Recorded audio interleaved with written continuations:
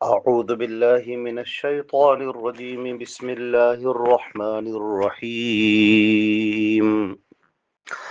مثل الذين اتخذوا من دون الله أولياء كمثل العنكبوت اتخذت بيتا وإن أوهن البيوت لبيت العنكبوت لو كانوا يعلمون إن الله يعلم ما يدعون من دونه من شيء وهو العزيز الحكيم وتلك الأمثال نضربها للناس وما يعقلها إلا العالمون. یہ سورہ عنکبوت کی آیت نمبر 41، 42 اور 43، 41، 42 اور 43 تلاوت کی گئی ہے، اور ترجمہ ان تینوں آیتوں کا یہ ہے: ان لوگوں کی مثال جنہوں نے اللہ کے سوا اور مددگار بنا رکھے ہیں مکڑی کی مثال ہے جس نے ایک گھر بنایا، حالانکہ بے شک سب گھروں میں کمزور تو مکڑی کا گھر ہے اگر وہ جانتے ہوتے۔ یقیناً اللہ جانتا ہے جسے وہ اس کے سوا پکارتے ہیں، کوئی بھی چیز ہو، اور وہی سب پر غالب اور کمال حکمت والا ہے۔ اور یہ مثالیں ہیں جو ہم لوگوں کے لیے بیان کرتے ہیں اور انہیں صرف جاننے والے ہی سمجھتے ہیں۔ حضرات گرامی، قرآن پاک کی اس سورے میں آیت نمبر 41 سے پہلے مختلف انبیاء کرام کے واقعات بیان کیے گئے، ان کی قوموں کے واقعات بیان کیے گئے، نبیوں کی دعوت پیش کی گئی، اور دعوت پیش کرنے پر ان کی قوم کا کیا رویہ رہا اس رویے کو بھی پیش کیا گیا۔ کس طرح سے حضرات انبیاء کرام کو تکلیفوں کا، مصیبتوں کا، اذیتوں کا سامنا کرنا پڑا، اور کس طرح جب انہوں نے توحید کی دعوت پیش کی تو مشرک اقوام، کفار ان کے اوپر ٹوٹ پڑے، ان کے خلاف کھڑے ہو گئے، اور اس بات کو ماننے کے لیے تیار نہ ہوئے کہ ایک اللہ ہی اس پوری کائنات کا مالک ہے۔ وہ یہ سمجھتے رہے، وہ یہ کہتے رہے کہ نہیں، اور بھی ہیں، یہ ہمارے اولیاء ہیں، یہ بھی خدائی میں شریک ہیں، اور یہ بھی مشکل کشا ہیں، اور یہ بھی جس کو چاہتے ہیں رزق دیتے ہیں۔ انبیاء کرام انہیں ان کے سامنے بار بار توحید کی دعوت پیش کرتے رہے، مختلف انداز میں پیش کرتے رہے، مختلف مثالوں کے ذریعے سے ان کو بتاتے رہے، مگر یہ قوم ان کو ماننے کے لیے تیار نہ ہوئی۔ پھر اللہ رب العزت نے اپنا قانون بیان فرمایا اور کہا کہ دنیا جب یہ فساد کی آماجگاہ بنتی ہے تو پھر ہم ایسی قوموں کے اوپر اپنا عذاب نازل کرتے ہیں، اور عذاب جب نازل کرتے ہیں تو ایسی بھی قومیں گزری ہیں جن پر جب ہم نے اپنا عذاب نازل کیا تو انہیں نیست و نابود کر دیا، پوری قومیں جڑ سے ہلاک ہو کر رہ گئیں اور ختم ہو گئیں۔ لہذا انبیاء کی دعوت بڑی عظیم اور بڑی اہم دعوت ہے،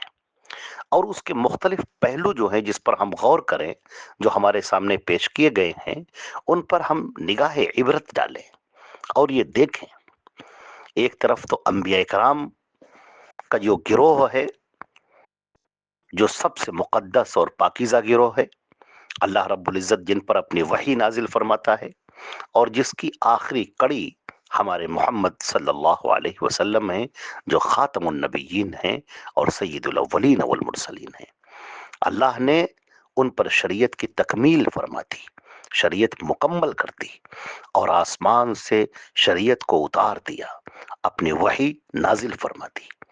اب ہمارے نبی صلی اللہ علیہ وسلم نے جو شریعت پیش کی، جو دین پیش کیا، وہ ایک مکمل دین ہے، اس میں کسی رد و بدل کی کوئی گنجائش نہیں۔ یہ وہ دین ہے جو اللہ نے اتارا ہے، اور یہ دین قیامت تک رہے گا، قیامت تک یہ دین رہے گا۔ اس میں ایک نگاہ عبرت یہ بھی ہے کہ اللہ رب العزت نے فرمایا کہ وہ قومیں جو اپنے نبی پر ایمان لاتی ہیں، ان کی پیروی کرتی ہیں، ان کو مانتی ہیں، تو پھر ہم انہیں سربلندی عطا کرتے ہیں، انہیں ہم بلندیوں سے نوازتے ہیں۔ اور اس میں یہ بھی پہلو ہے کہ وہ قومیں جو اپنے نبی سے بھٹک جاتی ہیں، جو اپنے نبی کا انکار کر دیتی ہیں، پہچانتے ہوئے بھی نہیں پہچانتی ہیں، ان سے دور ہو جاتی ہیں،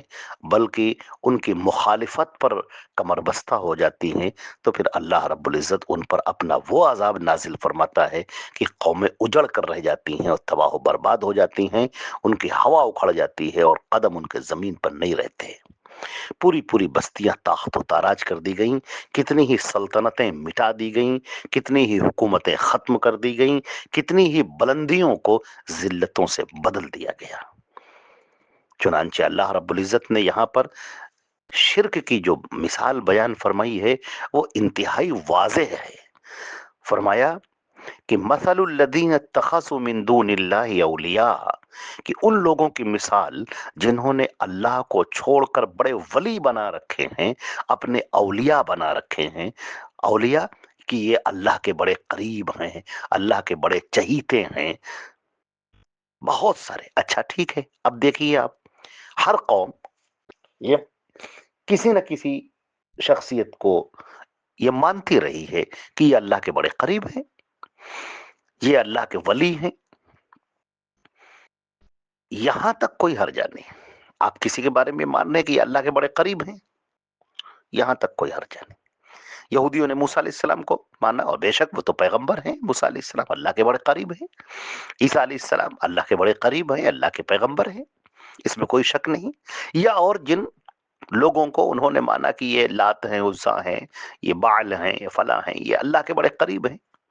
اب دیکھیے شرک شروع کہاں سے ہوتا ہے؟ ان کو یہ ماننا کہ یہ اللہ کے ولی ہیں، اللہ کے بڑے قریب ہیں، اب یہ ماننا کہ اللہ نے ان کو بڑی طاقت دے رکھی ہے، اللہ نے ان کو بڑا اختیار دے رکھا ہے، اب یہ روئے زمین پر جو چاہتے ہیں کرتے ہیں، یہ اللہ سے منوا لیتے ہیں، یہ فیصلے کرتے ہیں اور اللہ انہیں نافذ کرتا ہے، یہ کسی کو بیٹا دے دیں، کسی کو بیٹی دے دیں، کسی کو رزق دے دیں، کسی کو پریشانیاں دور کر دیں، تو اب انہی کو ہم مشکلوں میں پکاریں، مصیبتوں میں پکاریں، اور اللہ ہماری پکار کہاں سنے گا؟ ان کی پکار سنے گا، ہم ان کو راضی کر لیں، ان کو خوش کر لیں، لہٰذا پھر وہ ان کو پکارتے ہیں، ان کو آوازیں دیتے ہیں، ان کو دہائیاں دیتے ہیں، پھر ان کی مورتیاں بناتے ہیں۔ مورتیاں بنائیں یا نہ بنائیں، ایسے بھی اگر وہ ان کو پکارتے ہیں، اپنا مشکل کشا سمجھتے ہیں، اور یہ سمجھتے ہیں کہ یہی عالم الغیب ہیں، ان کو ساری باتوں کا پتہ ہے، انہیں ہم جب بھی پکاریں گے، جہاں سے بھی پکاریں گے، جس طرح بھی پکاریں گے، یہ ہماری پکار سنیں گے اور سن کر ہماری پریشانیوں کو، مصیبتوں کو دور کریں گے، اور پھر اب پوری قوم لگ جاتی ہے ان کو پکارنے پر، ان کے مرتبے کو اور اوپر اٹھانے پر، ان کو الوہیت کے مقام پر فائز کرنے پر، کہ اب تو کائنات میں ان کا تصرف چلتا ہے، کائنات میں ان کا اختیار چلتا ہے، اب یہ جو چاہتے ہیں کرتے ہیں، جو چاہتے ہیں دیتے ہیں، اللہ ان کی بات ہی نہیں ٹالتا۔ اس طرح کی باتیں یہ سوچتے ہیں، اور یہی شرک ہے، یہی وہ شرک ہے۔ اللہ نے اتنا واضح کیا اور فرمایا کہ مثل الذین، ان لوگوں کی مثال جو اللہ کو چھوڑ کر جنہوں نے اولیاء بنا رکھے ہیں، کمثل العنکبوت، مکڑی کی طرح ہے۔ مکڑی کیسی مکڑی؟ اتخذت بیتن، دیکھو مکڑی نے ایک گھر بنایا، آپ دیکھتے ہیں، سارے لوگ دیکھتے ہیں، جالے لگے ہوتے ہیں، نیٹ جو جالا ہوتا ہے مکڑی کا گھر۔ گھر آدمی کیوں بناتا ہے؟ گھر آدمی اس لیے بناتا ہے تاکہ وہ محفوظ رہ سکے، برسات سے محفوظ رہ سکے، گرمی سے، سردی سے، وہاں پر کھانا کھائے، اطمینان سے رہے، سکون سے رہے، گھر کے اندر آدمی کو سکون ملتا ہے، یہ گھر ہماری حفاظت کرتا ہے، آدمی گھر اس لیے بناتا ہے۔ لیکن مکڑی کا گھر دیکھ لو، وہ تو کسی کام کا نہیں، بارش چلے تو جالا گر جاتا ہے، ہوائیں چلیں تو پورا گھر اڑ جاتا ہے۔ سب سے کم ان اوہن البیوتی لبیت العنکبوت، سب سے کمزور گھر مکڑی کا گھر ہوتا ہے۔ کاش کی اس بات کو یہ لوگ سمجھ پاتے کہ تم نے جن کو سہارا پکڑ رکھا ہے یہ سب مخلوق ہیں، اور خالق تو اللہ ہے، اور جو خالق ہے وہی سب کچھ کرنے والا ہے، مخلوق کرنے والی نہیں ہے۔ تم نے اگر یہ سمجھ رکھا ہے کہ اللہ نے مخلوق کو اپنا اختیار دے رکھا ہے، یہ غلط تمہاری سوچ ہے۔ وہ سب مخلوق ہیں، وہ سب اللہ کے بندے ہیں، اور وہ سب اس لیے پیدا کی گئی، پوری مخلوق اس لیے پیدا کی گئی کہ یہ اللہ کی عبادت کرے، اور عبادتوں میں مانگنا، یہ اس کو مخل عبادت کہا گیا، دعا مخل عبادت، دعا تو عبادت کی جڑ ہے، دعا ایک عبادت ہے۔ اب تم نے اسی کے اندر شریک کر لیا، اب تم لات کو پکار رہے ہو، عزا کو پکار رہے ہو، منات کو پکار رہے ہو، بال کو پکار رہے ہو، ود کو پکار رہے ہو، سوا کو پکار رہے ہو، یعوق کو پکار رہے ہو، نصر کو پکار رہے ہو، ابراہیم کو پکار رہے ہو، موسیٰ کو پکار رہے ہو، عیسیٰ کو پکار رہے ہو۔ اب تم ان کو تم نے پکارنا شروع کر دیا، میری مدد کرو، میری پریشانی دور کرو، میری مشکل کشائی کرو، اس مسئلے میں میری مدد کرو۔ ایک تو تمہارا یہ عقیدہ کہ ہم جب پکارتے ہیں، جہاں سے پکارتے ہیں، جیسے پکارتے ہیں، یہ لوگ سنتے ہیں۔ ارے یہ صفت تو ایک اللہ کی ہے، جل جلالہ جل شانہ۔ اس پوری کائنات کے اندر مختلف لوگ بستے ہیں، مختلف زبانوں کے لوگ رہتے ہیں، مختلف اوقات میں ہیں، وہ سب پکارتے ہیں، اور اللہ سب کی پکار سنتا ہے، سب کے دلوں کا حال جانتا ہے۔ تو یہ صفت تو ایک اللہ کی ہے، جل جلالہ جل شانہ۔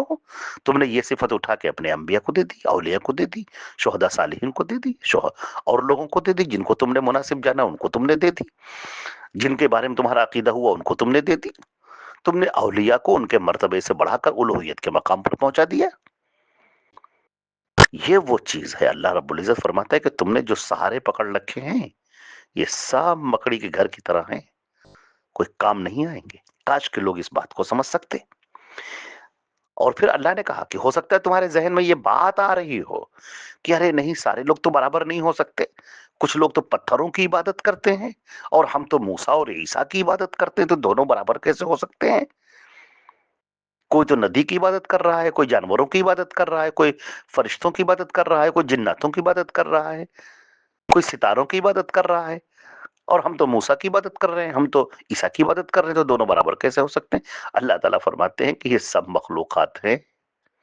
سب مخلوق ہونے میں سب برابر ہے، کوئی تمہیں کوئی تمہیں فائدہ نہیں پہنچا سکتا، کوئی تمہیں کچھ نہیں دے سکتا، سب محتاج ہیں ہمارے۔ اللہ کس یا ایھا الناس انتم الفقراء الی اللہ، اے تمام کے تمام لوگوں، اے سارے کے سارے لوگوں، اور الناس میں سب شامل ہیں، سارے انبیاء بھی، سب سارے کے سارے، اے لوگوں تم سب کے سب اللہ کے محتاج ہو، اور اللہ کسی کا محتاج نہیں۔ اللہ جو چاہتا ہے کرتا ہے، باقی کسی کے اندر یہ صفت نہیں ہے، سب دیتے، سب سب محتاج ہیں، اللہ دیتا ہے تو سب پاتے ہیں۔ تم نے انہی کو پکارنا شروع کر دیا، اس اللہ کو چھوڑ کر جو سب پر قادر ہے، سب، اس نے کائنات اسی لیے بنائی ہے، اس نے تم کو اس لیے بنایا ہے کہ تم اللہ سے جڑ جاؤ، اللہ کے قریب ہو جاؤ، اللہ کو پکارو، اللہ کو صدا دو، اللہ کے لیے عبادت کرو، اللہ کے لیے نظر و نیاز کرو، اللہ کے لیے قربانی کرو، اللہ کے لیے قسمیں کھاؤ، اللہ کے گھر کا طواف کرو۔ لیکن تم نے تو یہ ساری صفات دوسروں کو دے رکھی ہیں۔ اللہ تعالیٰ شرک کو پسند نہیں کرتا، یہ وہ شرک ہے جو اللہ تعالیٰ اس کی بخشش نہیں کرے گا۔ اگر تم اسی پر مر گئے بغیر توبہ کیے ہوئے، تو اگر تمہاری موت آ گئی اسی شرک پر، تو پھر اللہ نے فرمایا وَمَن يُشْرِكْ بِاللَّهِ، جو بھی اللہ کے ساتھ شرک کرے گا، فقد حرم اللہ علیہ الجنہ، اللہ نے جنت کو اس پر حرام کر دیا، وَمَأْوَاهُ النَّارُ، اور اس کا ٹھکانہ جہنم ہے، وَمَا لِلظَّالِمِينَ مِنْ أَنصَارٍ، اور ان مشرکوں کے لیے، ان ظالموں کے لیے کوئی مدد کو نہیں آئے گا، کوئی بھی نہیں آئے گا۔ جو تم نے سوچ رکھا ہے وہ کوئی بھی تمہاری مدد کو نہیں آئے گا۔ فرمایا اللہ خوب جانتا ہے کہ اللہ کے علاوہ یہ کس کس کو پکار رہے ہیں، کوئی بھی چیز ہو، اللہ سب جانتا ہے کہ یہ کس کو اللہ کے لیے، اللہ کے علاوہ جس کو بھی پکار رہے ہیں۔ ہاں، کوئی بھی عبادت کا مستحق نہیں ہے، تمہاری نماز کا، تمہارے سجدوں کا، تمہارے رکوع کا، تمہارے سجود کا، تمہارے خوف کا، کوئی مستحق نہیں، صرف ایک اللہ مستحق ہے، جس سے ڈرا جائے، جس سے مانگا جائے، جس کو بےتاب ہو کر پکارا جائے، جس کے سامنے اپنا سر رکھ دیا جائے، جس کے سامنے قربانی پیش کی جائے، جس کے نام کی قسمیں کھائی جائیں، جس کے لیے نظر و نیاز کی جائے، بس وہی صرف ایک اللہ ہے، اس کے علاوہ کوئی نہیں ہے جو عبادتوں کا مستحق ہو۔ فرمایا وہ العزیز الحکیم، اور وہ بہت قوت والا، بڑی طاقت والا، اور بہت حکمت والا ہے۔ اور فرمایا کہ یہ ساری مثالیں ہم لوگوں کے لیے پیش کر رہے ہیں، مختلف مثالیں دیتے ہیں تاکہ لوگ اس کو سمجھیں۔ وما یعقلها الا العالمون، اور جانکار لوگ، سمجھدار لوگ، جن کے دماغ میں گودا ہے، جو سمجھنے والے ہیں، جو بات کو سمجھنا چاہتے ہیں، وہی ان مثالوں کو سمجھ سکتے ہیں۔ باقی لوگ تو ہنسی اڑاتے ہیں، باقی لوگ تو نکل جاتے ہیں کہ ارے کیا بات کہہ دی گئی، چلو ہٹو۔ کوئی کہتے ہیں قرآن پاک میں مکھی مکھی کا ذکر کیوں کر دیا، مچھر کے کیوں کر دیا، اتنے عظیم کتاب ہے اس کے اندر مکھی کا ذکر؟ ارے بھائی مکھی میں مچھر کا ذکر اس لیے کیا جا رہا ہے کہ مثال ہے، تم مثالوں سے بات کو سمجھو۔ لیکن کچھ لوگ ہیں جو اس کی کمی نکالتے ہیں، بات کے مغز کو نہیں سمجھتے ہیں، بات کی گہرائی کو نہیں سمجھتے ہیں، کیا بات کہی جا رہی اس پر دھیان نہیں دیتے ہیں، ادھر ادھر کی باتیں کر کے گفتگو کو ٹال دیتے ہیں اور بات کو دوسرا رخ دے دیتے ہیں، موڑ دیتے ہیں۔ بہرحال یہ اپنا ہی نقصان کر رہے ہیں، کسی اور کا نقصان نہیں کر رہے ہیں۔ اللہ کا کوئی نقصان نہیں کر رہے ہیں، یہ اپنا نقصان کر رہے ہو۔ تم اللہ کی جنت سے محروم ہو جاؤ گے، اللہ کی جہنم میں داخل کر دیے جاؤ گے، جہاں جو سزاؤں کا گھر ہے، اور اللہ کی جنت سے محروم کر دی جاؤ گے۔ اللہ تعالی ہم کو آپ کو بچائے، سب کو۔